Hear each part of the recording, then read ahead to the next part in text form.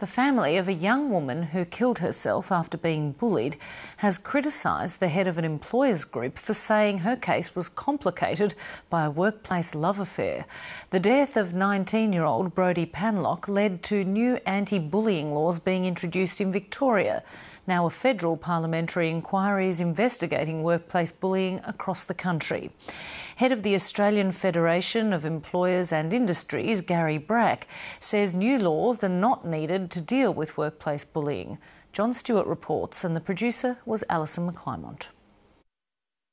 In 2006, 19-year-old Brodie Panlock took her own life after being relentlessly bullied while working in a Melbourne cafe. The young woman was verbally abused, spat on and held down by her co-workers while they poured fish sauce on her. Her colleagues and the cafe owner were later fined more than $300,000, and the Victorian government introduced changes to the Crimes Act, known as Brodie's Law.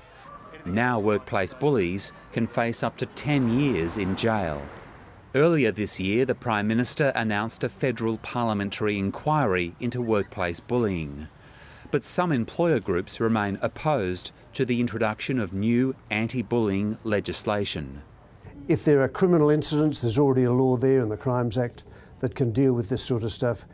We don't want to see an expanded piece of legislation that makes it more difficult for employers to deal with incidents between human beings in the workplace, which at best are very, very difficult to deal with at any time.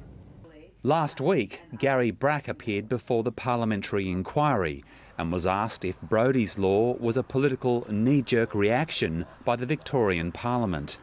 He said there was no need to change the laws and the original case had been complicated by a workplace affair.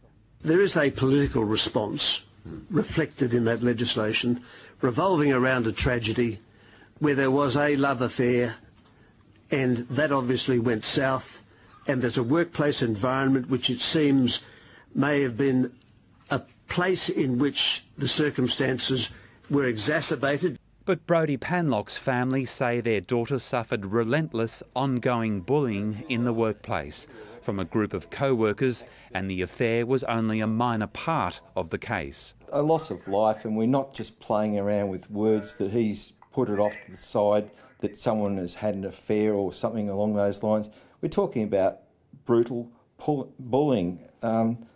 In the workplace, it was relentless bullying on a daily basis.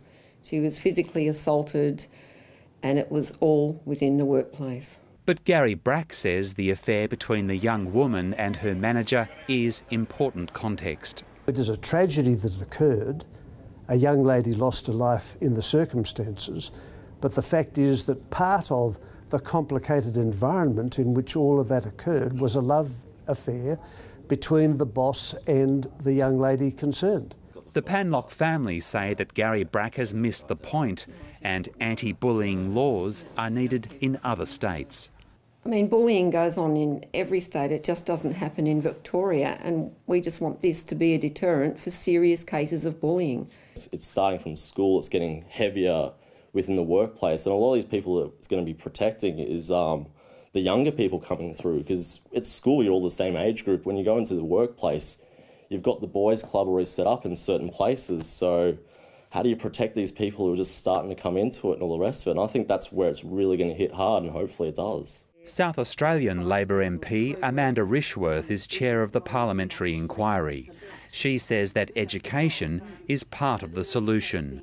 I think education is a particularly important issue, and education for employees but also for management to make sure they've got policies and procedures to actually deal with workplace bullying, to take a preventative attitude rather than let it become a problem and have to deal with it when, you know, you've got two employees or a supervisor and an employee that are not able to work together. To see this as a preventative issue, I think, is really critically important. The inquiry will report to Federal Parliament in November. John Stewart, Late Line.